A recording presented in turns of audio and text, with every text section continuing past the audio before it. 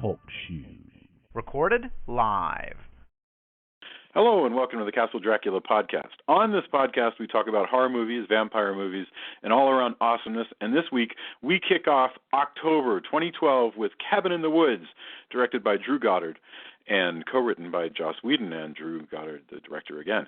Bear in mind, if you haven't seen today's movie, and look, I read this every week, but it's really, really true this time. If you haven't seen today's movie, we're going to be talking about it from the perspective of horror fans who have.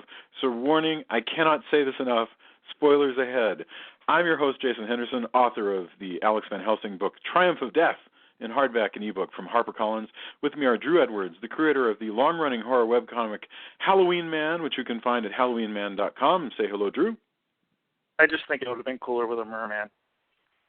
Anything would be cooler with a merman. Tony, back from Fantastic Fest.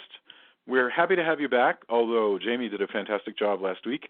Tony Salvaggio, creator of the new manga Psycom Book 3 from Right Stuff and Tokyopop, lead singer of the band Deserts of Mars, and writer of comics like Psycom, which you mentioned, and Clockworks from Humanoid. Say hello, Tony.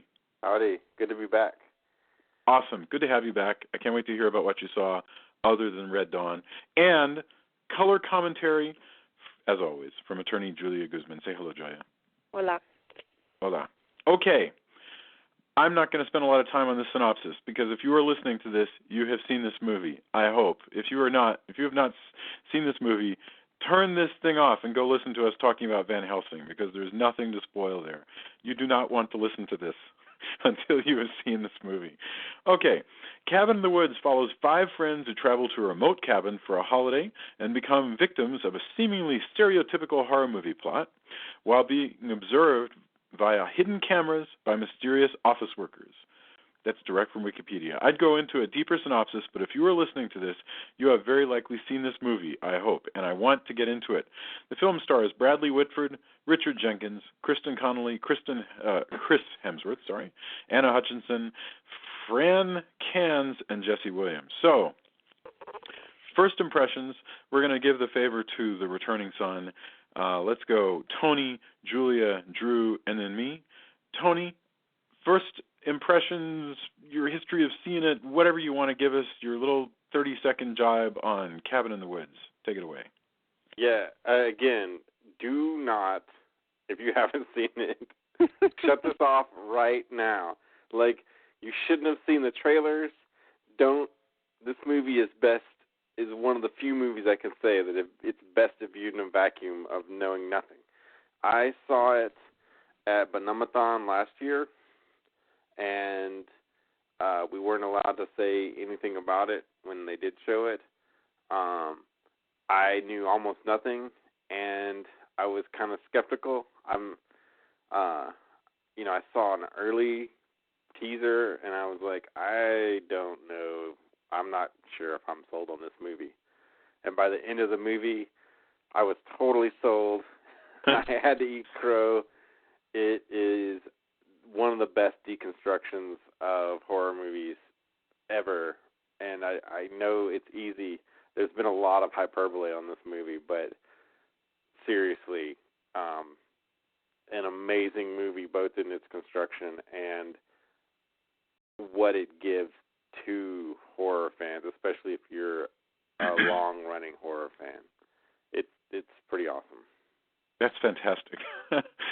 Okay, wow, that's high praise. So anybody listening to this, I mean, and unfortunately, I think we're all going to pretty much love this, and it's going to be a gradation of who loves it more or less. Well, I don't know if it's unfortunate. It's just really hard. Again, I hope that nobody who's not seen it is not listening to this because, we're going to dig deep and give away everything. So, Julia, I've dragged you through a year and something like 40 horror movies in the Castle Dracula podcast. I have brought you here to Cabin in the Woods. What is your first impression of this movie? I enjoyed it. I have to say that I love Joss Whedon, and so anything that Joss Whedon is attached to, well, I didn't actually watch Firefly, but I feel bad about that. But I just really enjoyed Buffy, and I really enjoyed Dollhouse. And so, of course, there was people from both of those shows in this movie, and I love Sigourney Weaver, and I love Bradley Whitford. So it had a lot of great just people attached to it, and so that allowed me. And then it was interesting and different. So it kind of let me get past the really grody slasher stuff that I just don't like. But I just closed my eyes and I was fine with it. So I really liked it. I thought it was fun.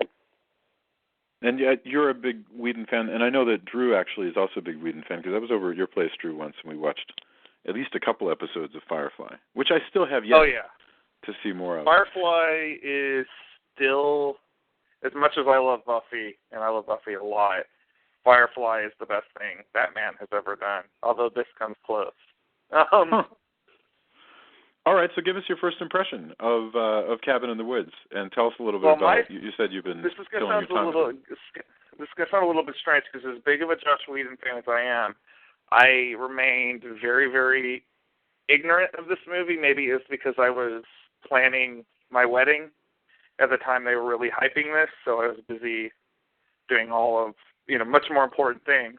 And and the only real TV spot made it kind of look like just a generic slasher movie. So we got back from our honeymoon, and Jamie and I were kind of looking for something to do with some of our friends, and we were like, "Oh, what the hell? We'll go see The Cabin in the Woods."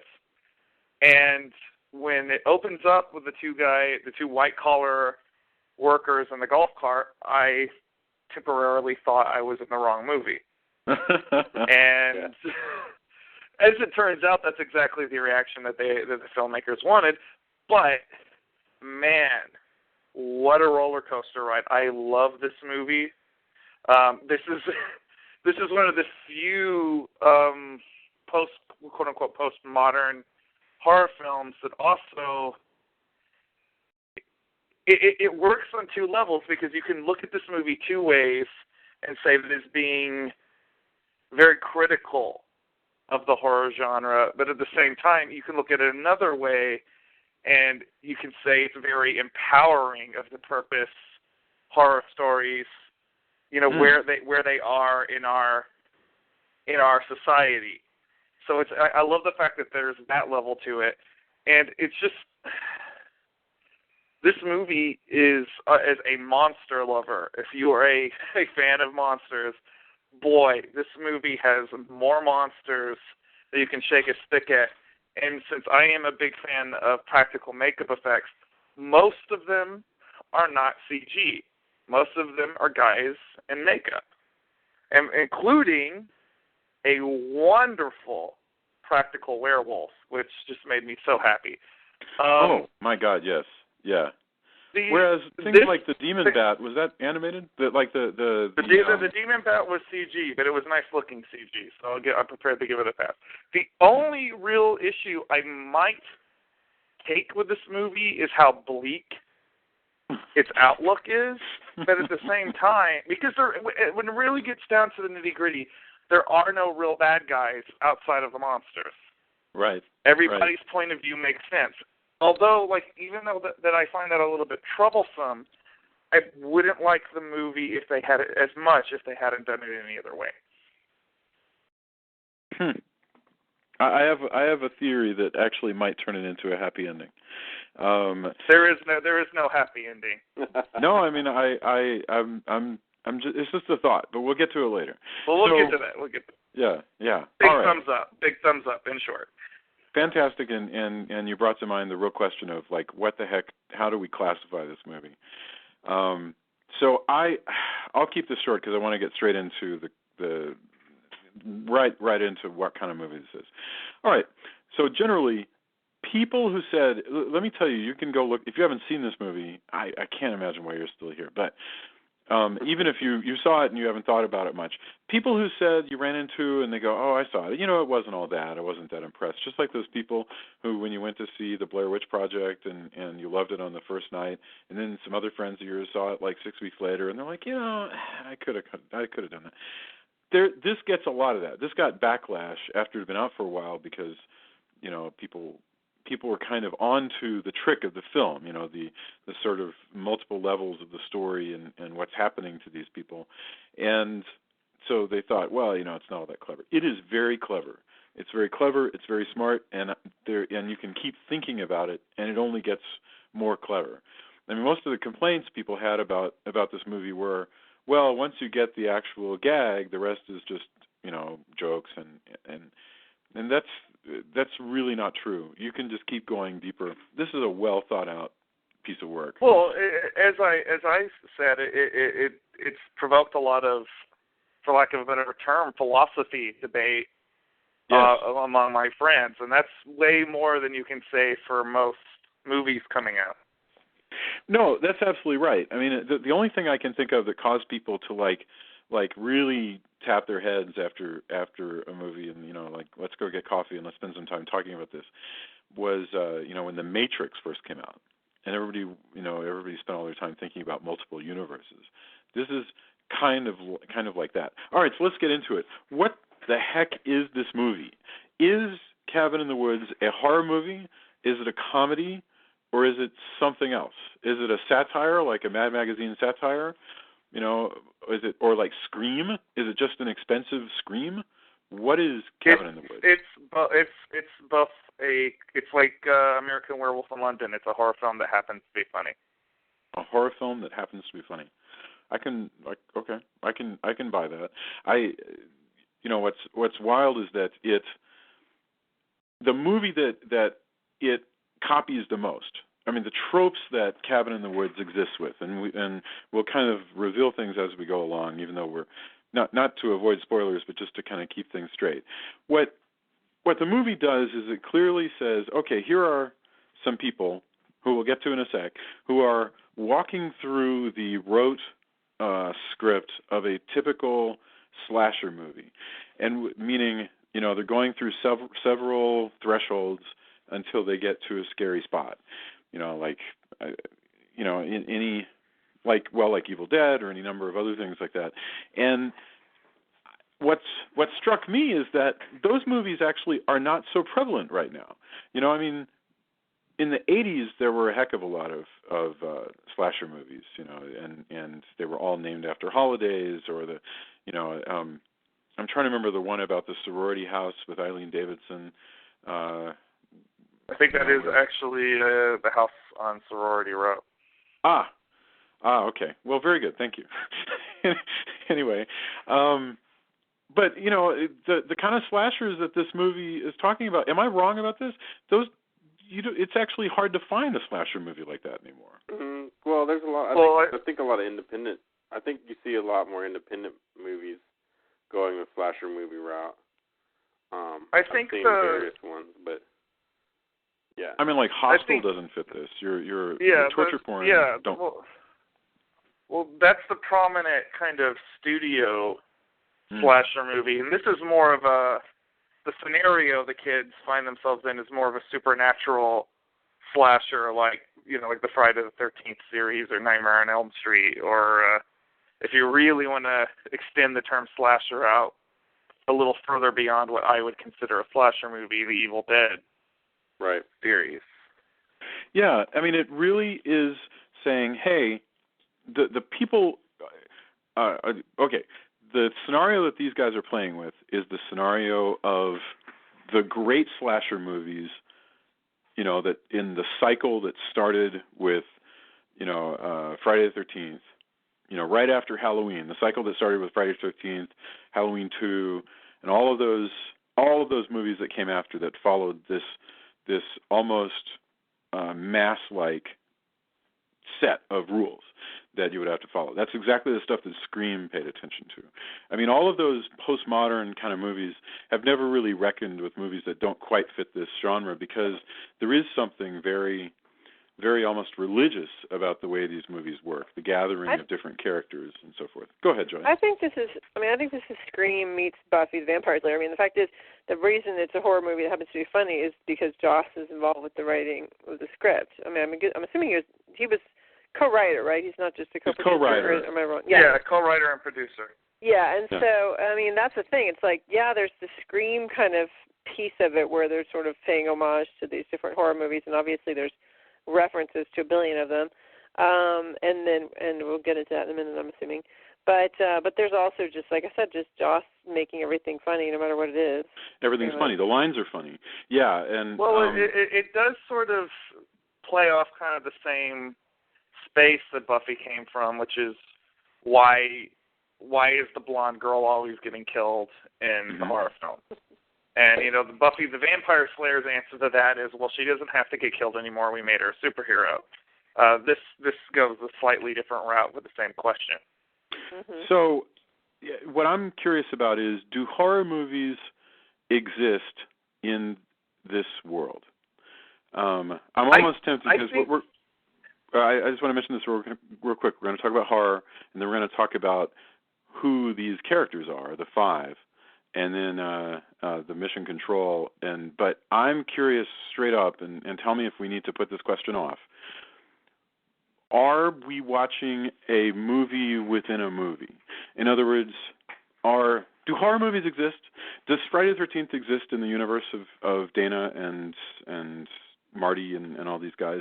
I think if Friday the 13th exists, then Jason is in one of those cubes. Yeah. And I also think they've seen horror movies. Like, there's little bits that, So they've seen horror movies. I'm trying to think. Is there any proof that they've seen a horror movie? I'm not doubting you. Well, they say zombie. They say the word zombie. Yeah. Pretty frequently, like someone who has seen a zombie film. That's true. Well, it also says, because the thing is, remember, they're all drugged when they're in the house. But Topher, I'm going to call him Topher because that's his name on Dollhouse. Marty is the guy's name on the show. He's the one who is immune to the drugs or whatever because of all the pot he smoked and everything. So so at whatever point they go, we should definitely not split up under any circumstances. And then they get drugged, and then they're like, we should split up. And he's like, are you kidding me? I mean, that was definitely a horror movie reference. Like we're not supposed to split up. We know the rule here. Well, that's totally that Wes Craven stuff, right? But what's interesting is that these people have been chosen. We find out that they're actually part of this conspiracy that has chosen them. What's interesting, though, is that they aren't exactly these stereotypes. They're like kind of fit the bill, and then they manipulate them into being exactly what they need them to be. That's right. Isn't that fascinating? Because they need the ritual. They need these people, and we'll talk about who the 5 are. They are. Who wants to give me the rundown of the Breakfast Club that is the people inside this? Well, it starts with the whore, because this is how Sigourney Weaver talks about that the whore has to die first. Right. And then I can't remember the order of the others, but it's like the scholar, the fool, the athlete. What? The athlete, right, and then the virgin, is last. Right. So it's the whore, the athlete, the fool, the scholar, the virgin, whichever order that those go. Yeah, the whore's first and the virgin's last. I think that's the only important. And they pick people. In other words, somehow they have. We'll get to the people down below in a sec. But 5 people who are close enough together have been manipulated into going on a trip, and apparently, and sort of stepping into these ritualistic roles. The same way that somebody might put on a ritualistic dress as when they're about to perform a ritual. And that's what's going on here, except that they are ignorant of the ritual. And so when I asked if horror movies exist in this universe, I was just trying to figure out if the theory in this movie is that they do this all the time. If this happens once a year, I guess it seems to happen once a year. Does that mean that every movie that we've ever seen, does that mean that House on Sorority Row was actually just a filmed document of these guys' handiwork? Is everything we've seen really just a Cthulhu ritual? I always thought of it as like more that the ritual has spawned the fictional accounts of the ritual. So you have art reflecting life in a way. That's my take on it, is that you have all these things because there is a ritual in. Well, I buy that. Go ahead, Drew. At one point, the Amy Acker character says that all the monsters that they have in their quote-unquote stable are remnants of the old world, when the giant evil gods ruled everything. And my take on that was that prior to whatever happened, where mankind stood up and the evil gods went into the ground, is that you used to have a much more supernaturally inclined world. And I mean, so what we think of as ghost stories and horror films and all these things are just kind of like trace memories from our ancestors of what the world used to be like. At least that's my read of it. Yes. Yeah, they're the tales told because there was a thing there. And so the fact that we still enact those, that there's I doubt, I don't think that, and plus the ritual would cease to, I think, to be what it is if Halloween was a filmed document of one of these actual rituals. I think Halloween, for example, is a product of the fact that this stuff goes on. Right. But one of the, and it's also different. It's also important to note that it's different in every country, because while the horror, quote unquote, horror film scenario that's taking place in here, which is sort of a Friday the 13th movie scenario, on these monitors you see some of the different scenarios going on. You have a Spanish demon film on one, and then a very prototypical Japanese ghost girl movie on another. Right. There's totally a J-horror movie going on over there. So in that world, this is how culturally they're going to feed the gods, is with, all of these are supposed, as far as I can work out, these rituals where, basically the plot of a horror movie is to exercise some kind of demonic impulse to, and to kind of wring this stuff out. And ours, I guess because of something fundamentally screwed up about us, ours is through these slasher movies. And and Sigourney Weaver goes so far as to say that are really heavily about punishing youth because for youth's sake. But one thing I was wondering about when I said, does Friday the 13th exist in these movies, is it made me wonder, is the movie real? I mean, in other words, I want you to jump past the layer of the world that you and I are living in. Is the movie real, or is the movie a movie? In other words, are these movie characters who, how best to put it? I guess I'm really just rephrasing the same question. I apologize. Because in my mind, you're wondering, are the kids real people? And I would have to say in other words, is the hand that the God that rises at the end feels to me almost to be myself, to close the book on a set of fictional characters who briefly appeared to become sentient. I would say that's an interesting interpretation. In fact, I know from the commentary that's not the filmmaker's intention, but it's a very astute and beautiful way of looking at it. Well, it's a way of feeling better about the end of all these characters, I suppose. It's so that's. I like and this is jumping ahead, but I like the philosophy debate, the ending. Is it more selfish to save your friends and live for another few seconds, or is it more selfless to shoot your friend and save the world? Yes. Selfless. For sure, it's more selfless to kill yourselves, both of you, and allow yourselves to die and save the world. I think that's a given. Yeah. No. Good point. Well, no, because it's hard not to argue. Oh, good.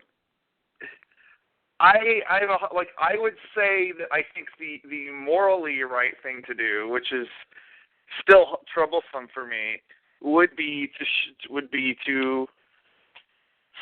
kill the fool and keep the trains running on time. But like I would have a hard time doing it if that was like, say, my buddy or my girlfriend or whatever. And I think everybody would feel that way when put in that position. Right, but it's not a question of whether it's harder. It's a question of whether it's selfish or selfless. And I probably misphrased that. But the argument that my friend Ivan had, and I'm just going to throw this out, is that he was saying if that is what we have to do to keep humanity going, humanity does not deserve to live. And it's funny. It's funny. Well, I don't agree with that. Both Drew Goddard and Joss Whedon on the commentary started batting that very same point around. And Joss Whedon, the thing that he said, and this is the thing that I find interesting, is one is the youthful viewpoint, and one is the mature viewpoint, and neither one of them are wrong. The youthful viewpoint is to preserve yourself, I guess, in the...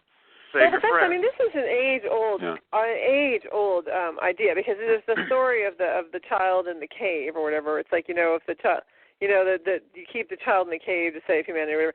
I mean, there's always been this scrupulous question of, is it worth sacrificing the few to save for the good of the many? Oh, it's Star Trek too. I mean, right, exactly. But the question I'm not asking a question of whether or not the people in the corporate building, the Bradley Whitfords are doing the moral thing, because I think that was a much bigger question. I think the thing is sacrificing yourself to save humanity, yourself and your friend, versus sacrificing people you don't know. If it was me, if I was Marty, which spoiler, but if you're listening to this, like everybody else, I'm gonna say shame on you. If I was Marty, I would tell her to shoot me.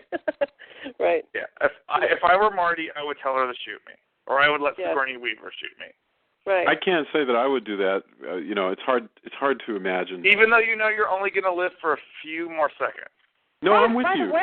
By the way, selfishness-wise, I'd rather get shot than deal with any of those creatures and get killed that way, because at least I know getting shot's not going to hurt like son of a bitch. If the virgin somehow survived through even the werewolf. She survived the werewolf. That's the thing that I'm me being the big nerd that I am. So if she also somehow survives the evil god coming up out of the ground, which most likely not, but that means she is a werewolf. So if she survives the falling rocks and not getting squished by the giant hand, yes, she will run across this remainder monsters. She'll be a zombie-killing werewolf for as long as she can make it. And there's your sequel. Yeah. There's your sequel, exactly. Yeah, I was like, that was on the IMDb where he goes, where the other guy, what's the other guy's name? He's not Joss Whedon. Goddard, Drew Goddard. Yeah. He says somebody asked him if there was going to be a sequel, and he's like, "Have you seen the end of my movie?" Believe me, that doesn't stop anybody. I know, right? So let's talk about the guys down in Mission Control and what they're trying to do and why it's going wrong for them. So Bradley Whitford and Richard Jenkins playing the characters that they always play. A couple of sad sacks.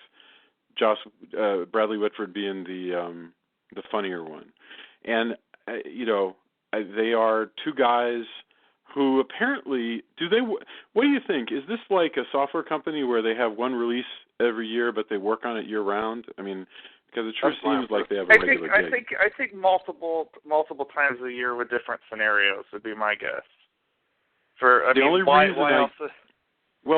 Jenkins makes a comment about there's always next year, but he might. But I don't want to take that away from your theory because we don't want to put too much weight on one line of dialogue. Go ahead, Tony. I always got the annual ritual vibe.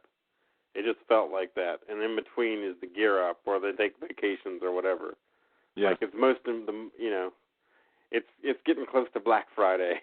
It's not impossible to imagine. I mean, think of a bunch of people who put on a giant, a Broadway show or or a giant haunted house, and it can take you a year to get rolling again. And so I do find that plausible, and there's a heck of a lot of people making this thing run.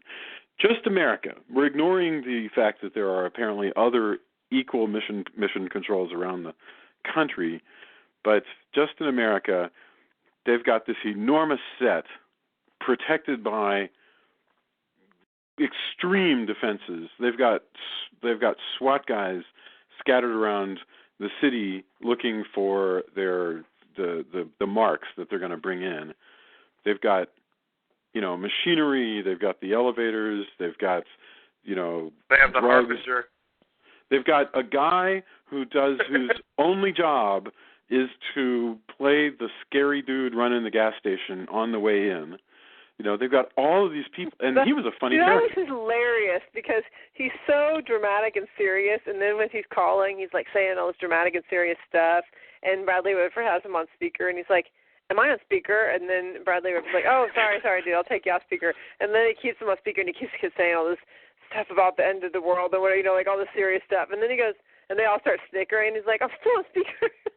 So that was wonderful. I love that. Ritual. I mean, he's definitely an important part of the ritual. Yeah. Oh, yes. Because he's an important part of the ritual and takes it seriously, that's why they're like, oh, that guy. Well, I don't get he's the that sense guy. that guy. I don't get the sense that guy is paid to be there. He's Crazy Ralph from Friday the 13th. Oh, and he sure is. Who he is. He just happens to worship the evil pain gods that are under the ground. He really, that's a really good point. He is like Crazy Ralph from Friday the 13th, and what is it that Ralph says? I remember, you're all gonna die. You're doomed. Yes. You're going doomed. to Camp Blood, ain't you? Yeah. Yeah, we're all gonna die. It's Poltergeist. It's the Poltergeist 2. No, It's like, Camp Blood. Blood. So he's there. He's a perfect, like I say, a threshold. But I mean, look at they have this enormous electrified, I don't know, this enormous wall that puts out this three-dimensional image to hide the fact that you've crossed over into basically a hot zone for them to do all their special effects and everything. I mean, they're basically running a giant haunted house. It's just that it happens to be deadly, and and they're doing it all for the benefit. Yeah, there's real monsters that they can pop up based on some unusual stuff, and of course they are feeding the old ones for whom this show is being put on. It's really like they're doing a giant, crazy show. Now, do you guys think in the universe that this takes place in, who's paying for this? In other words, do all the governments of the world, I'm sorry if this is going, I know this sounds stupid, but I just kind of want to know, does NASA pay for this? I mean, It's Black Ops. Funds? It's like an Armed Forces Black Ops thing. Well, there is the really one soldier that was sent from. He seems like he's a Marine or something like that. Yes. Yeah. Yeah, because they're all. And Whitford goes, well, this soldiers. isn't the. Yeah. Yeah. But Whitford goes, well, this isn't the military, which means this could be anything that is civilian. It could be espionage. It could be like NASA. But I agree that it's probably just a black budget thing funded by the American government. And probably each of the governments around the world funds it themselves. I can't imagine how many of these cultures there must be. I don't know. We don't. I don't remember how many we get a chance to see. We get to see, what is it? We get to see Japan. We get to see the U.S. Spain. Why does Spain get its own? And what the hell kind of? I don't know. What sort of giant? Demon gorilla. It's like a demon gorilla thing. That's odd. I mean, that's so crazy. Although I would really love to run around the Italian horror movie landscape. Well, it makes me wonder if England is all patterned after Hammer movies. That would be so awesome. That Castle in the Woods. Yeah, well, yeah, and all it could follow all the crazy rules of the Hammer universe, of which there are many, and one of which is just palpable stupidity that makes you incapable of analyzing the situation that you're in. So Yeah, and we've got the two. They establish themselves as being very funny. Bradley Whitford is just constantly pattering, really, with his. I mean, he's playing Josh Lyman from West Wing. It is the character. You almost get the impression, and I don't know for sure, but it's almost as though they wrote the character as Josh Lyman, and then what do you know? They got the actor to actually do it, because that is a pretty closely. This is exactly the character that we saw him play for like however many years that was on West Wing. And then of course there's many floors. There's many groups. There's finance. There's accounting. There's Fred from Angel running around, and her job is just to make sure that the kids have plenty of drugs to inhibit their judgment and increase their libido and do whatever else. By the way, one of the promotional items for this movie, it was a collapsible bong. A collapsible bong. Awesome. It sounds like a joke, but it was an actual branded cabin in the woods. It's like the collapsible cups, you know, but with a little metal mouthpiece that you could, which I thought was just like, holy cow, really? Like, you know, for tobacco. Like, yeah. Just like the character smokes in the movie, tobacco. I thought that was what an oddball promotional item to give to people. But hey, you know, it's a thing that exists. You can be like the character.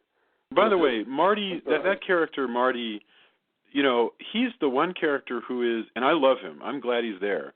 He's the one character who is kind of so smart and lucky, I guess, that he's disrupting everything. But also, he's played really broadly. I mean, the actor chooses to play Marty as though he's literally a human Shaggy. Like he's a three-dimensional version of Shaggy. I think that was totally what they were going for. If you're gonna have a stoner guy, I mean, his hair is Shaggy. Like, yes, he is. I mean, But he's smart though. He's not Shaggy because he's brilliant. He's the smartest one of the group. He's also not a coward. Right. Yeah. Which is Shaggy's defining characteristic. That is true. No. But and he says all he goes. It's so beautiful. This is one of the best, most like shivery things about the movie is watching that character work out what's going on immediately. He works ahead out of so everybody fast. else. Yes. And then when he says we are not, he goes, we are not who we think we are, you know. But he can't figure out what he means by it. He just knows it instinctively. It's like, you know, and then he starts picking it apart later. He's like, you know, why is that guy suddenly acting like you know, a Neanderthal jock? That's like this gimme character that doesn't exist in real life. He's actually a complicated guy. Why is he acting that way? Why is this girl becoming suddenly this? Well, and he also seems to be the one. I mean, and this is right. My assumption was, maybe you guys tell me if you don't agree, that messed with the electronics for the electronics yes. for the because the bridge is supposed to, or the tunnel is supposed to collapse so that they can't escape. But the tunnel doesn't collapse, and they say, "Well, we got something from upstairs," and it was like something, or like it wasn't us. It was the electronic signal came from upstairs, or whatever. I mean, and that seems to be him, right? Isn't he the one messing with that? Yeah, I never noticed it. I'd say that's definitely him. Yeah. Yeah, I never noticed it until this time watching it. That you know, the fact that the tunnel didn't collapse is because Marty caused it not to collapse. Now, there's no reason to believe that Marty was so smart that he figured out from wires alone how not to collapse the tunnel. It's probably just a pure random accident. And that brings me to one other crazy thing before we get to the finale, which is, okay, these guys have done this job. Bradley Whitford and Richard Jenkins have done this job for God knows how long. They know it. They are competent. Richard Jenkins runs like, you know, across his entire building and down, and like hot wires the collapsing tunnel so that he can get it to tunnel.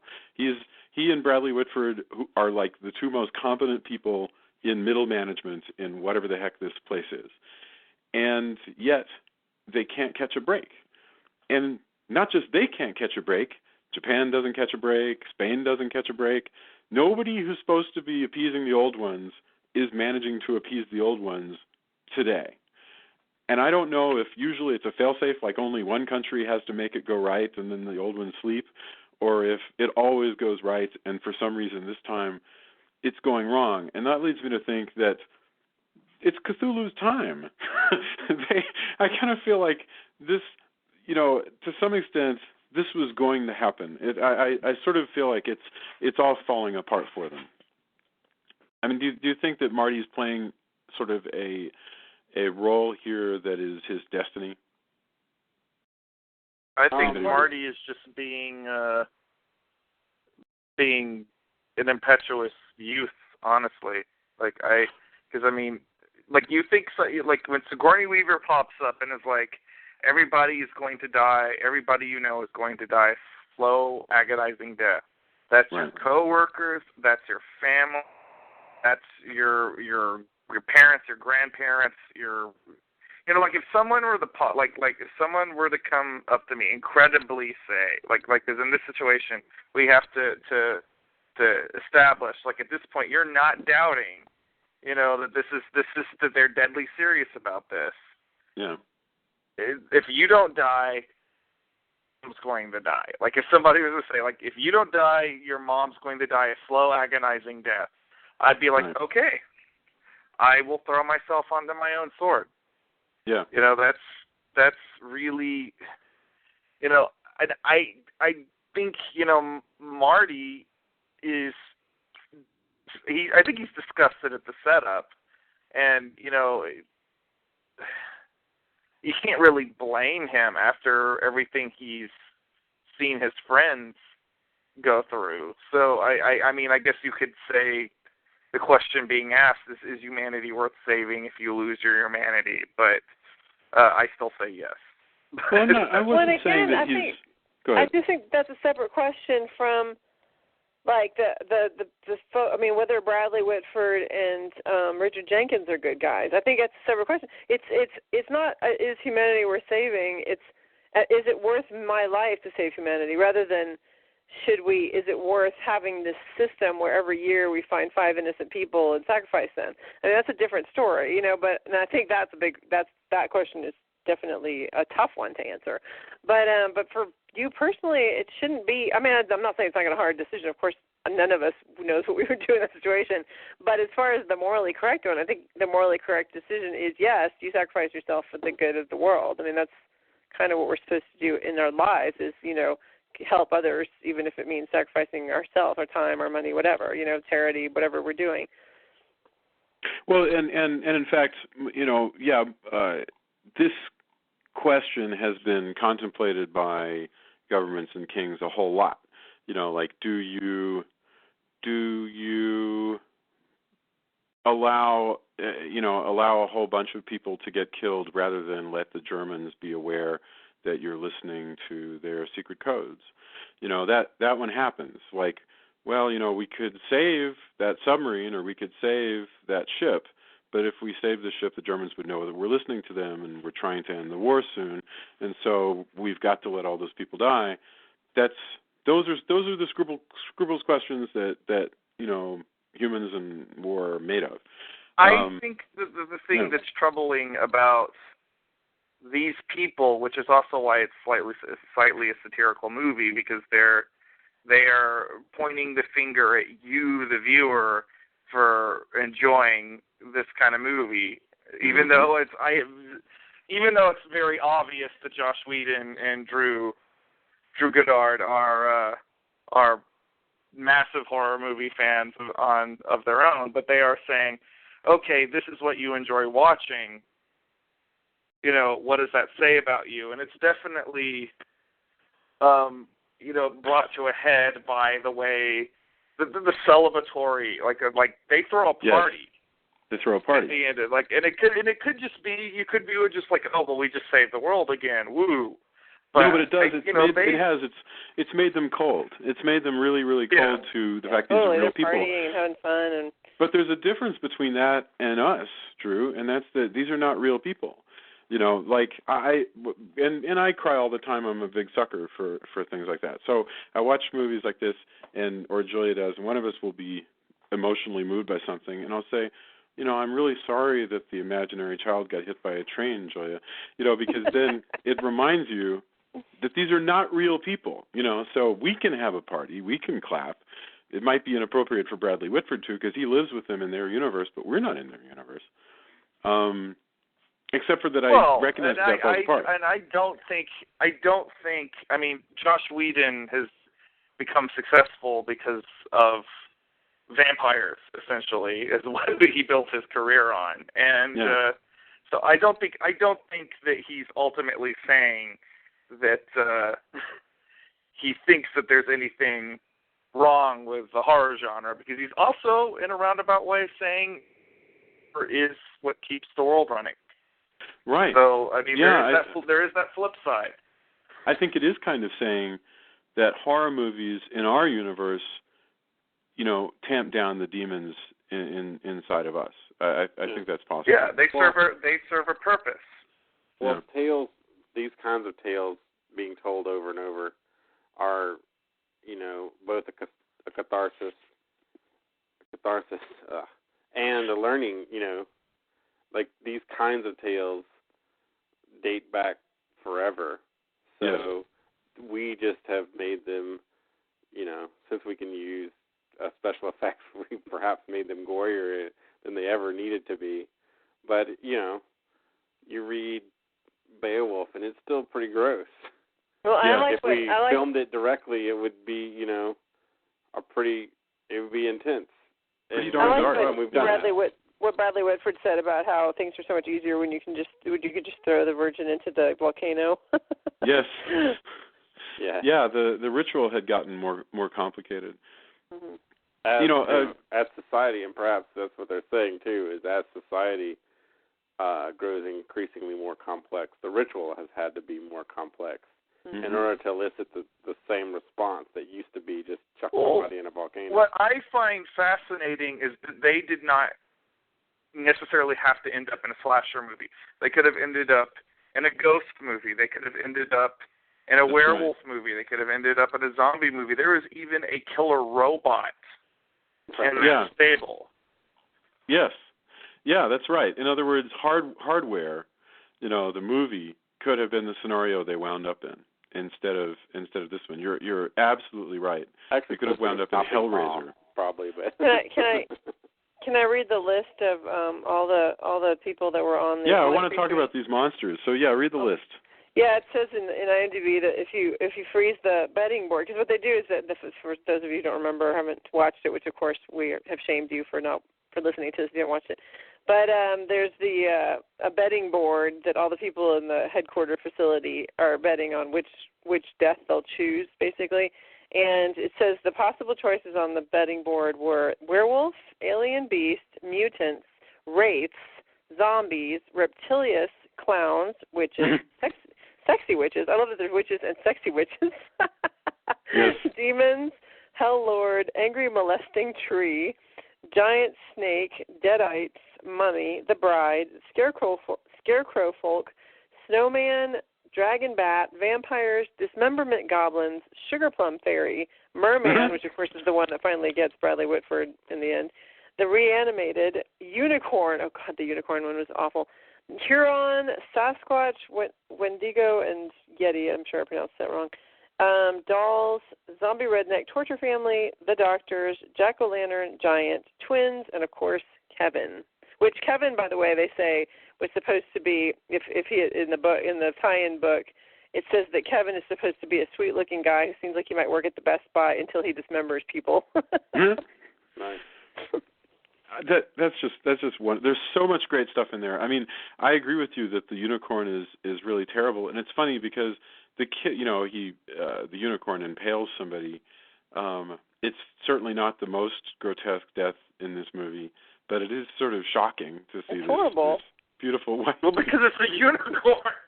It's a freaking unicorn, and Bradley Whitford with his fetishistic fascination with the merman that he wants to see, and he keeps whining because none of these people ever pick the merman, and I mean, how is that? That's so absurd. It is definitely a Joss Whedon-y kind of impossible joke because Thor is there and he has a conch shell. all of the characters, they don't just do a direct lift. Like they don't just have Pinhead. They have Helllord, which is their sort of off-brand version of Pinhead. Merman's kind of the weird off-brand creature from the Black Lagoon, and he's hysterical. Yeah, and we would have found out that there was a lagoon really close to this cabin if Thor had they have a gone lake on that conch shot. Yeah, there's a lake right there. Oh yeah, that's right. They went jumping in it. I completely forgot about the lake because I mean you have this amazing scene where they crash into it. Yeah, no, you're absolutely right. Well, also the scene where the poor girl at the end is like, when they're having their party and she's fighting off, whoever it is on the dock. And they're playing REO Speedwagon, right? Mm. That was awesome. Although they do have just straight up deadites, and that's kind of funny. Yeah, I mean, I presume that if they had been able to clear it all, they would have had the original monsters. You know, they've like the strangers really look like the strangers. There was 60 people made up as monsters, and they added another 20 as CGI characters. So that's a lot. That is a lot of monsters. 80, and some of 80 them monsters. Just barely. And some of them just barely appear. Yeah. Well, they're all trapped in those cubes. Oh, by the way, I want to say something. Well, first of all, they're all trapped in those cubes, which are just so freaking cool to look at. How they're all just kind of. It's like the chairs in. The doors. I'm sorry. The doors in Monsters, Inc., how the doors kind of floating around and like shifting, like this big factory. Same thing with these cubes; they're constantly moving around with all these creatures in them. But I want to say, who is the wait, idiot? Hold up! I got to what? say that it's. I think you're the first person to ever liken Cabin in the Woods to Monsters, Inc. Okay, Please good. Continue. Well, it should be Well, Monsters. I mean, what do you think they call the company? Yeah, right, exactly. But let me say, who is the idiot who put a system purge button on the panel that just releases all the creatures? I mean, why the hell does that exist? It makes no sense, question. but I will give it a pass because without it, we would not have had the Monster Mash to end all Monster Mash. That's a good point. Yeah, no, it makes no sense at all. That literally makes. You're right. That's crazy. I don't know. You know what's great? What's also great about those cubes, though, is they shot all those individually, and then they went in with a computer and put them all together like that. And sort of fished them around like that. It is an amazing piece of technology. If we can imagine in real life that this elevator exists, this elevator with no tracks, it's just a bunch of cubes sliding back and forth like something out of Hellraiser. Or the movie The Cube. Yeah, well, I haven't seen The Cube. I can't believe I haven't seen it. The cube is a bunch of rooms that shift all the time. These people wake up in the cube and try to get out of the cube, but each room is progressively more sadistic to try to get out of. It's like a puzzle, which if you haven't, I'm surprised you haven't seen it, but it's pretty good. They made 2 sequels, I think, if not more, but the first one's really, the one you need to see. But yeah, the whole premise never got around to seeing it. There's a cube where these people wake up. Why are we in the cube? We don't know, but we need to get out. And each room shifts. So in between, it's a constantly moving maze. So kind of the same idea. I don't think that, I'm not saying that this is a rip of the cube, but the way, the constantly moving room thing is definitely, reminiscent of that. It would have been an interesting ending, although, of course, it would have been very different and it wouldn't have made sense, really. But it would have been a really interesting ending to just leave the 2 of them in the cube. Because at one point they pull away and they're in one of the cubes and they're just screaming and pounding the thing. The cubes, I'm such a nerd, the cubes make me ask lots of questions. Like, for example, the werewolf. Is he stuck in that cube when he's not a werewolf, or does he have, like, a job there? And, he only has to go in the cube. It's his time of the month. Well, and so now, Drew, you get into a really good question. And that is a good. So, my guess is in this case, he's constantly werewolf. Like, he's never, I get the impression he's always werewolf. I don't buy that. I think that these creatures function exactly how they should. Like but they seem to be in somewhat suspended. I mean, Helllord is just hanging out with his puzzle. You think they're kind of in cryogenic suspension in there or something? I mean, they're conscious, but I think they're sort of in halftime or something. They're like in a they're in. I think they're in sort of a dream state. But my question is, do they exist? I mean, or rather, I keep hurting my head when I try to ask these questions. Who made these monsters? In other words, do the old gods make the monsters, hand them over to Bradley Whitford and say, put these in some elevators and give us some blood? Or did the Sigourney Weaver types go, old gods need to be fed with blood, our culture has monsters, somebody please whip up 40 billion monsters for me, and we'll put them in these cages? I don't understand where they come from. I think they rounded them up. Yeah, that's my take too. I think they refer to it as a stable, almost like a barn. And, you know, then again, there's a line, they're remnants of the old world. I think when the old gods reigned, monsters were very common. And, you know, like my envision of how this apocalypse was going to happen is when Satan or Cthulhu or whatever he is comes up out of the ground, the monsters are going to take over. You know, it's basically what Dracula wanted to happen in Monster Squad. You know, you have the movie monsters reigning over the earth. And if this world has an end of the world, that has to be it. It's the only one that makes sense. But I get it. So in other words, they sent you know, the Bring Him Back Alive guy to the Black Lagoon to get the merman, and to, you know, somewhere to Boston or wherever to get Hell Lord, and to wherever to get the strangers, and somewhere. I think the Buckners have to be from Texas.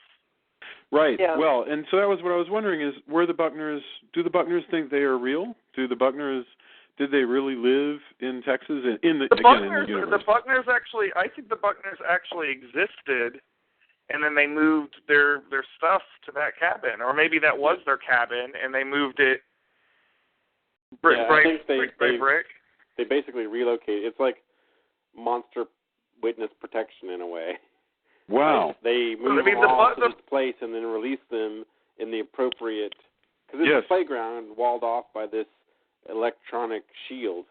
Yes. Right? And so as long as they stay in the shield, well, they actually stay in their cubes until they're released. The Buckners seem to drink deeply of, outside of the fact that they're zombies, but they seem to drink very deeply of, like, the whole fear of hillbillies genre. Yeah.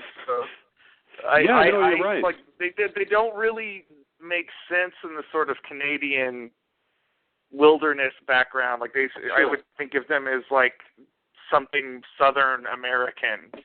You know, it's like I think Texas Chainsaw Massacre when I see those guys. Yeah, and listening to her, you know, her vaguely southern, southwestern, whatever it is, you know, the accent in her diary, you know, my arm is hacked off and et. You know, that could be any kind of hillbilly from somewhere in Texas to somewhere in Kentucky. It does, you know, it's just impossible. Yeah. You know? Yeah. And you're right. It's not real. She's not patterned after a real hillbilly from our universe. You know, she's patterned a horror after movie hillbilly. Yeah, exactly. It's an imaginary. It's a fear that middle class people have of poor people in the South. You know, and well, also ties back into the kind of like the pseudo religion thing as well. You know, like there's a certain amount of ritual to what they were doing, and you usually see that in those kind of hillbilly things. Where I kind of wonder if when they were alive, if they were part, like if their whole pain as a god thing is somehow tied into all this. Yeah, that's what I'm saying. Is it's like you'll see that a lot in those those kind of movies where usually the dad would be, if he's not a preacher, he's deeply into whatever strange offshoot of God that they're supposed to be worshiping. You know? Yes. And there's sacrifices his family has to make to do that. Obviously, one of those being an arm. Well, and what's great about that in movies like that is that these characters inevitably a sort of more pure, more modern, free-thinking, good liberal white couple who have iPods and stuff, always wander into these settings and feel trapped because they're both they're repulsed by this whole world that is alien to them, but very, very close to them. And that's what Deliverance is all about. Really, is just this this I'm great trying to think fear. now. I'm totally drawing a blank by watching on Netflix. Were you okay with, like, I have to say, having seen the options that you all had, was everybody satisfied with the Buckners as the sort of star monsters? Wow, good question. I mean, I think it works for what the movie does. I mean, I think everybody's going to have their I wish in the same way that why is it never the merman, right? Like, I think everybody's going to have their one that they want, right? Yeah. Considering all the options, but I think it works for everything. They have to. It's the simplest one to kill a bunch of people in. Really, they don't have much time to fit a horror movie into this horror movie. Well, they have 100% clearance rating too. Right. Having said that, so do you have a favorite, Drew? I mean, who would you rather them have? Me being the big werewolf fan that I am, I have to say that is a really cool werewolf. And there's been so many CGI werewolves lately. Like, and it's breaking my heart, especially when, it never looks good. Like, I've yet to see them pull off one that looks good. And to see, like, a practical werewolf in all its glory and a nicely done that just made me happy on so many levels. Like, happy as Sigourney Weaver was, because she was very happy to be in a movie with a werewolf. Yeah. No, it was a good-looking werewolf. It really was an even better werewolf than in the Wolfman, which I thought was pretty good. Although it was intended to. The recent Wolfman. I enjoyed it. I really, although it was intended to harken back to. I don't know that I would say that werewolf or the werewolf in this is better than that werewolf. I will.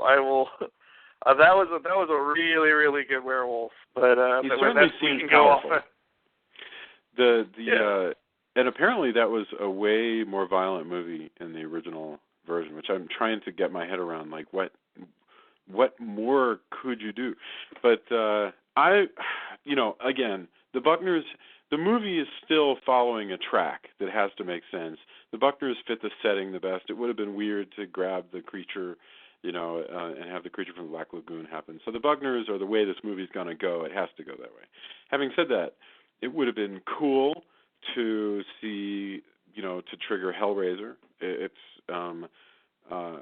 would have been interesting to trigger the Strangers. I would want to trigger the clown from It. Yeah, he'd be good too. I think the sugar. You know what? As much as I like the werewolf, I think the Sugar Plum Fairy was probably the most creepy looking creature. Yeah. Yeah. Do you know how they did that effect? By the way, I thought it was really kind of neat. I mean, it was a faceplate from what I could see on the DVD. Mhm. They have what they gave her was like this big prosthetic mouth, that covers her entire face, and it has kind of a nipple on the inside of it that she can grab with her teeth, right? So she can pull it in, and it causes the rows of teeth to contract a little bit, and it's just sort of puttied around her face. But she's holding it in place with her teeth, which I think is hilarious. It's a wonderful prosthetic. She is disturbing looking, and I thought that was kudos to the makeup effect. Because the first time I saw that movie, and I thought that was a CGI effect. Yeah. Because her face is just Darren in the chat room says trigger the unicorn. The unicorn is the way to go, and I think that is true. It'd be fun in another movie to see them being chased for 90 minutes by an angry. And that hasn't been done, so it would be definitely different than all these other people. See, after watching a bunch of stuff over the past few years, I kind of want to see the monitor for the Scandinavian horror after, Troll Hunter and a bunch of other stuff I've seen lately. Well, I think you would have trolls and Nazi zombies would definitely be in. And Santa Claus, apparently. And Santa Claus. Yeah. There's a bunch of. There's also, I saw a short that dealt with the Yule Lads, which was there's all these crazy different Santas, like Window Peeper, and I can't remember. If you look up Yule Lads, I can't remember all of them. But sure. But the idea was to do this short to get funding for, a feature length that dealt with these Yule lads as horror movie monsters, and it was pretty scary. So I kind of really want to see. I want to see more of a monitor. Although I think the monitor from Japan, the monitor feed from Japan, was awesome. And so you've explained this to me before, and just now I was looking at it on Wikipedia. So the Yule lads, to anybody who's interested, Icelandic Santa Claus-like characters, dressed like Santa Claus. Only the thing is, you've got like 7 or 12 of them. So they're like Smurfs. Each one does like a different thing. One's a voyeur. What is their obsession with evil Santa Clauses? Well, it's cold over there. I don't know. It's cool. That's a good question. Yeah. But I don't know. I want to see more of that monitor. But I think that the fact that there's a rivalry. Geez, why can't I speak today? With Japan. Well, and Japan has Japan has a Godzilla. Oh God, can you imagine? But maybe the Icelandics, by the way, would ask, what is our obsession with thinking that Santa Claus is nice? Oh my gosh! And how awesome was the Japan scene with the little girls that singing their happy song in a ring around the Japanese zombie, and then they managed to capture her into a little happy frog amongst a bunch of lotus flowers. That was fantastic. So I love that. That was great. That was so astute, by the way. That's where really you can see the gears turning and how clever these people are.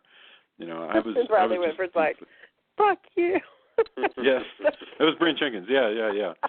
Oh yeah, you're right. Well, I really like how, even though these are two, there's something very punk rock about those two characters, even though they're white collar office schlubs.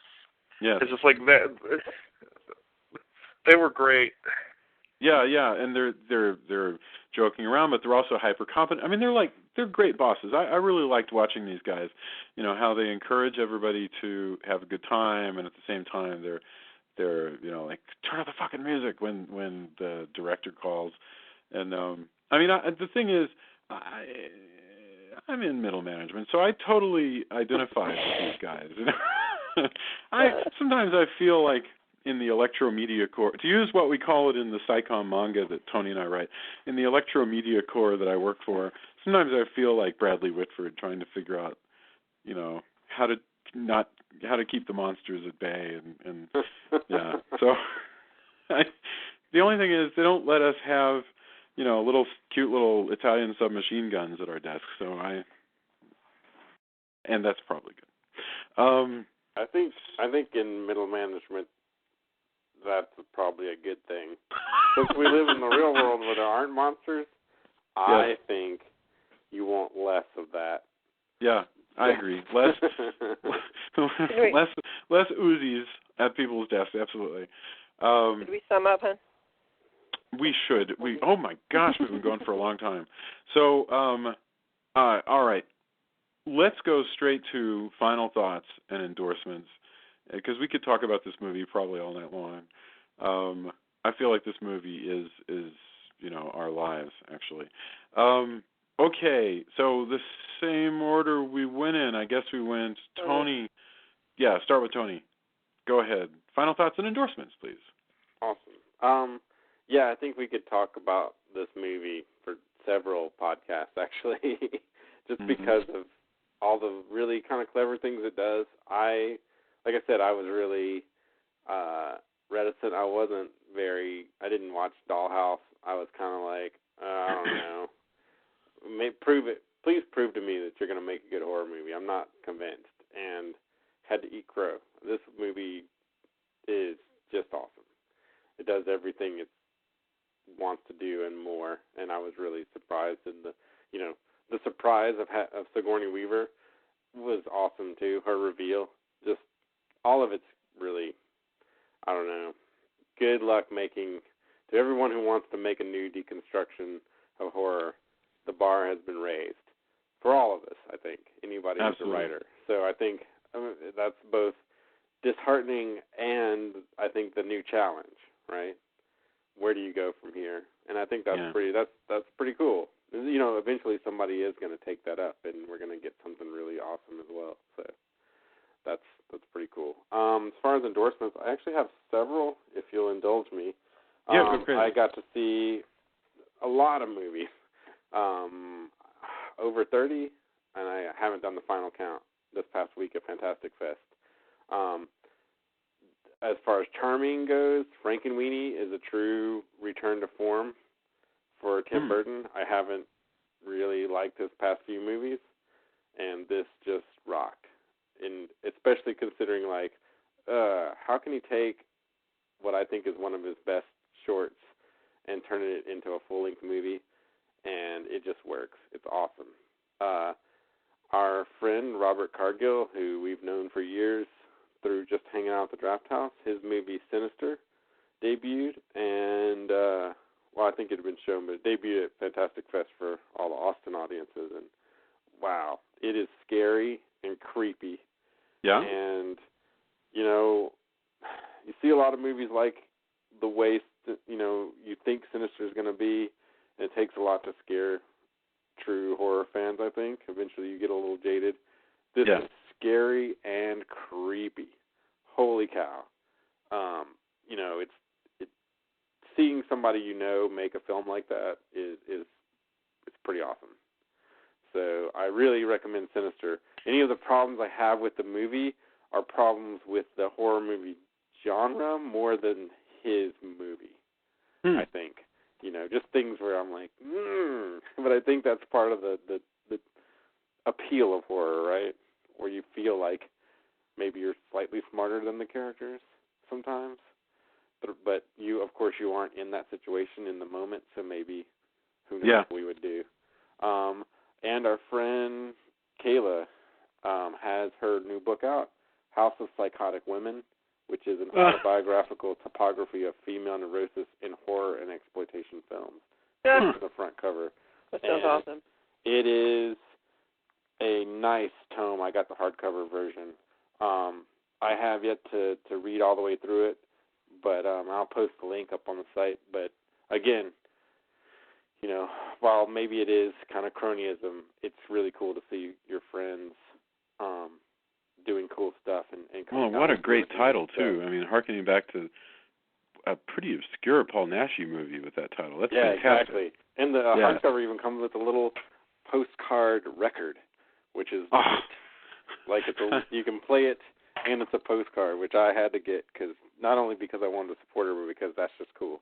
That is really cool. So all of these people. Oh, also finally American Scream, which swept Fantastic Fest, and I was stupid enough not to didn't find the time to book it in my schedule, and so I am SOL as far as that goes for seeing this movie. But it swept Fantastic Fest. It's a documentary about people who create haunted houses, what it's like to be a haunted house person, and by all. I'm so sad I didn't see it now because everybody I talked to was like, American Scream, you have to see this. This is amazing. So I'm sad that I didn't get to see it. I'm guessing I think it's going to be on like Chiller. Somebody told me, hopefully. So it'll be on cable, I'm hoping. If not, then try to catch it. But by all, everybody, and these are people who are also watching 30 films. So when something gets a pretty unanimous, this is awesome, I'm going to go with that. So, and I'll probably post more stuff on the Facebook page as I remember it, because again, when you see that many movies, a few things blend together and slip through the cracks. Wow. Well, that was a lot of stuff, and I definitely got to get House of Psychotic Women. But no, it's great. That's really fantastic. We have to make sure and post all of these things on the Facebook page so we don't lose them. Tonight, and also, tomorrow, I'll be posting for sure. Yeah, no, totally. That's good. And I think it's a good thing because you just got back from Fantastic Fest, so you've got you'll probably be spilling more recommendations out to us over the next several weeks. I think it's fantastic. Yeah, because it's going to be a good retrospective we're going to get into. Sure. Julia, final thoughts and any endorsements you want? My final thoughts are my 3 favorite quotes Okay. One is Marty when he says, "Good work, zombie arm," because the zombie arm takes down the guy with the gun. That was awesome. And then Sigourney Weaver telling Dana says, "Me, virgin?" And she says, "We work with what we have," which I thought was really funny. And then when Dana tells Marty that she's sorry, she almost shot him, and he says, "I totally get it. I'm sorry I let you get attacked by a werewolf and then ended the world." That was great. So anyway, I enjoyed my Joss Whedon lines. I'm sure those were his lines, probably. One of our friends on Facebook, Elizabeth Luisi, actually saw that we were doing Cabin in the Woods, and we posted it under, under Castle Dracula podcast, and she goes, "Good work, zombie arm," and I'd completely forgotten about that line, so I thought she was talking about the arm in our logo, which is this woman's sort of white arm. Why is there a white arm in our logo? I don't know. It's just there. If anybody wants to make us a better logo, you're welcome to.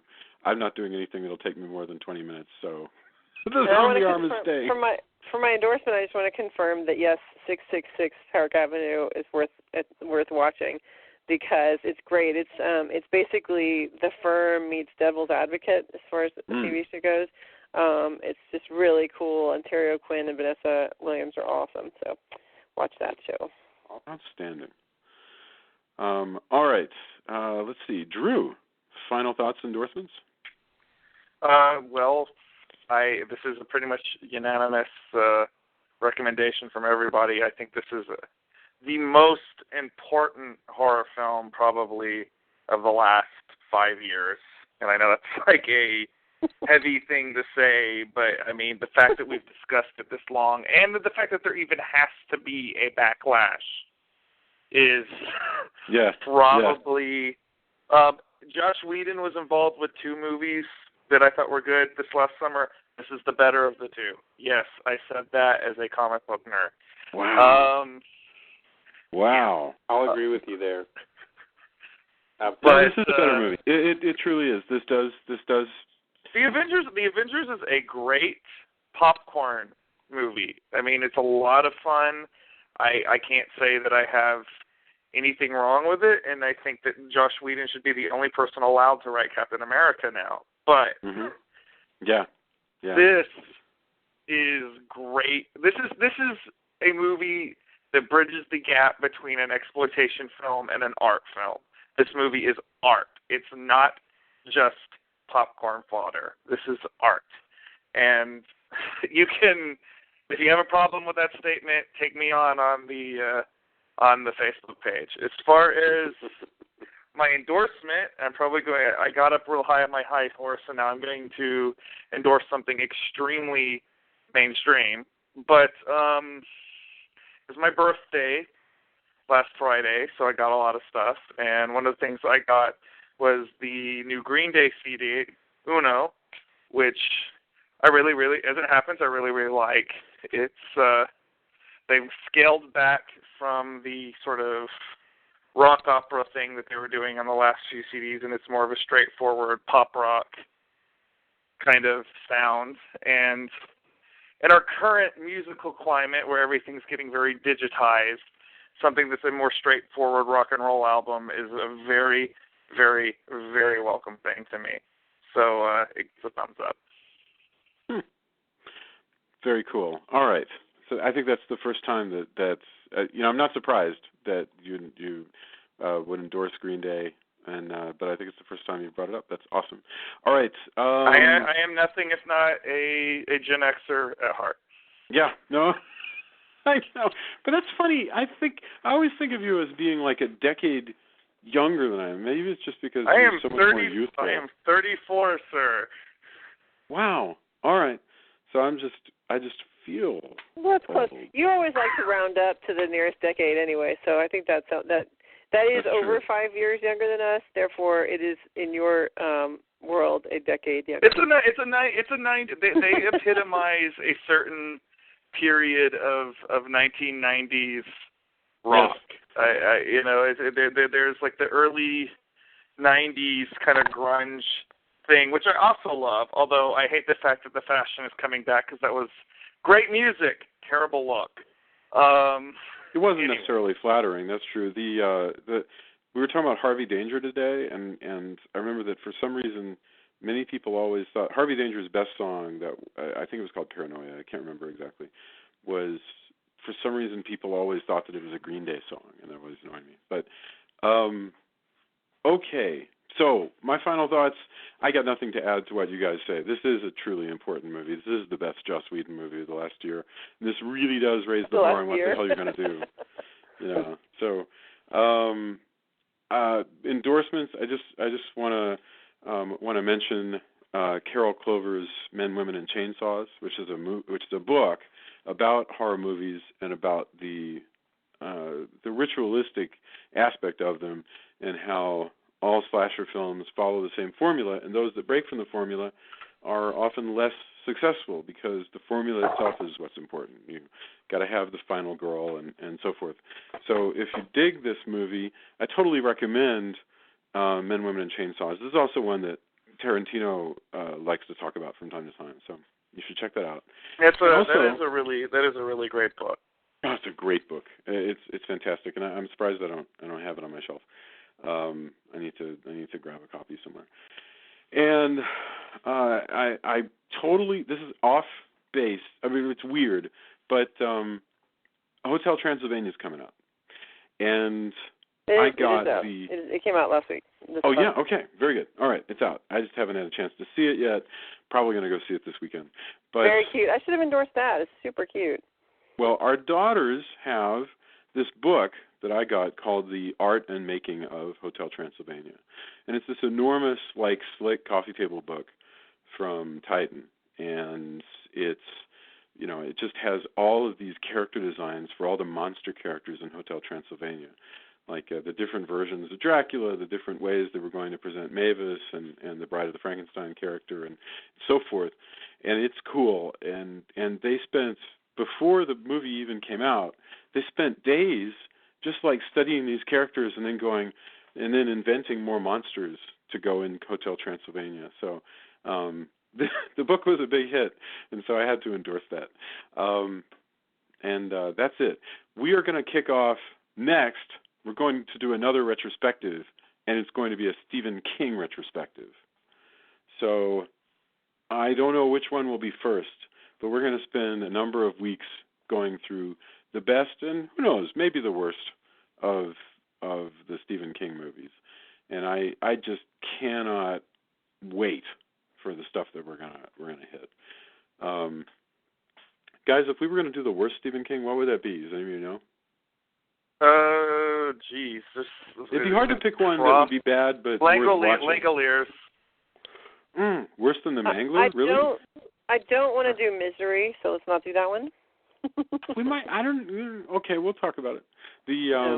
Everybody has a right to. I'm going to say we have to do Salem's Lot, the Tobe Hooper version, and we totally have to do Salem's Lot, and it might be worth doing maybe the Rob Lowe version as well. I don't know. I really want to do Silver. I really want to do Silver Bullet. Don't break my heart, Jason. Well, no. Of course, you're the werewolf guy. We got to take care of that. So that makes sense. Okay. All right. And in the chat room, I hear Cujo, Night Flyer. Actually, would be cool to do Night Flyer because, what's his name? The Miguel Ferrer is in that. Yeah. So I kind of like Night Flyer. Yeah, I do too. Children of the Corn. I have not thought about Children of the Corn. That's another possibility. Cemetery came out. So we're going to talk about this stuff more. Yeah. And I like Pet Cemetery. Oh, Pet Cemetery. Oh, that'll break your heart. Wow. And also, it's kind of funny. Plus, it has a Ramones theme song. I can't believe we haven't mentioned The Shining, though, or It. I think The Shining is a given.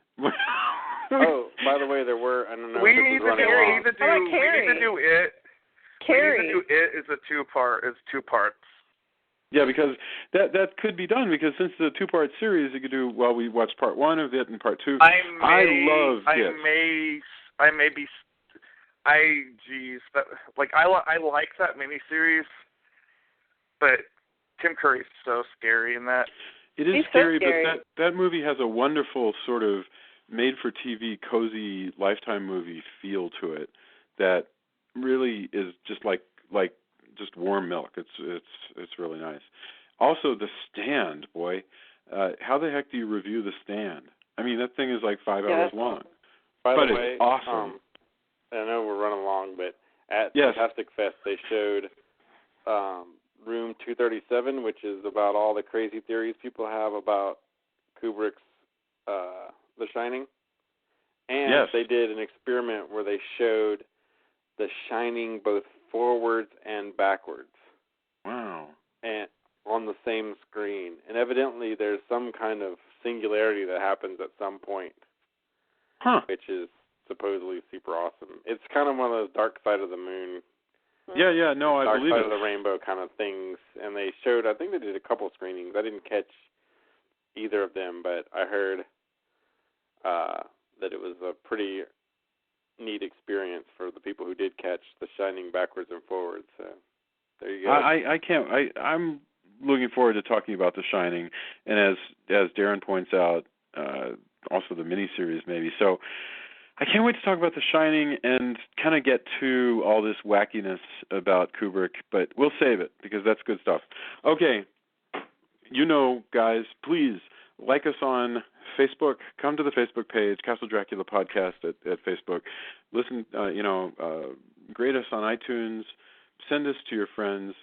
We want to grow. We had like the biggest week we've ever had last week, and I think we're going to keep growing. So if pass along this podcast on Cabin in the Woods and tell them to tune back in for more on Stephen King. Thank you, everybody, for coming by, and we'll talk to you next week. Thanks a lot. Night. Night, everybody.